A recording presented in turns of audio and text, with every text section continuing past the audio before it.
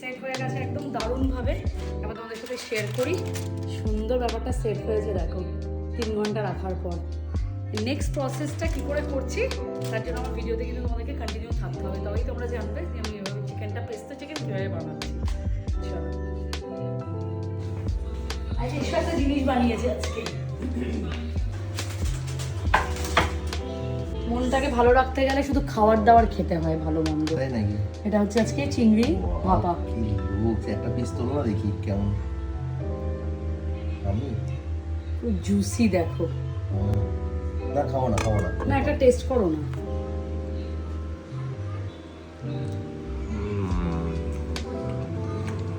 সুন্দর সেদ্ধ হয়েছে। কেমন হয়েছে বলো? চিকেনটা বার করলাম, এখন তোমাদেরকে যেমনটাই বলেছিলাম আমি 3 ঘন্টা রাখবো। এখন বাজে 7:35। চিকেনটাকে বার করেছি, এবার চিকেনটাকে নেক্সট প্রসেসটা কীভাবে কী করছি সেটা তোমাদের সাথে শেয়ার করবো। দারুণ হয় খেতে, একদম জুসি টেন্ডার চিকেন লাগে, খাবার টেস্টটা এরকমই হয়।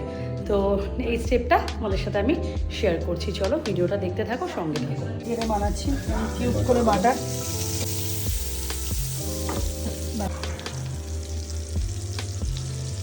কি সুন্দর চিকেনগুলো। বাটারই করে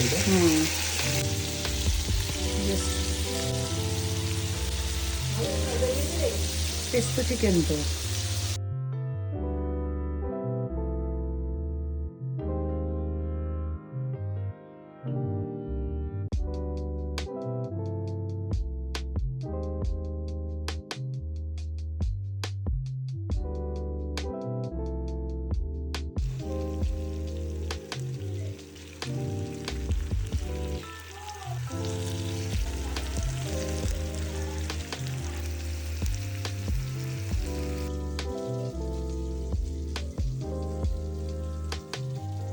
চিকেন পেস্তো চিকেন আমার একদম রেডি।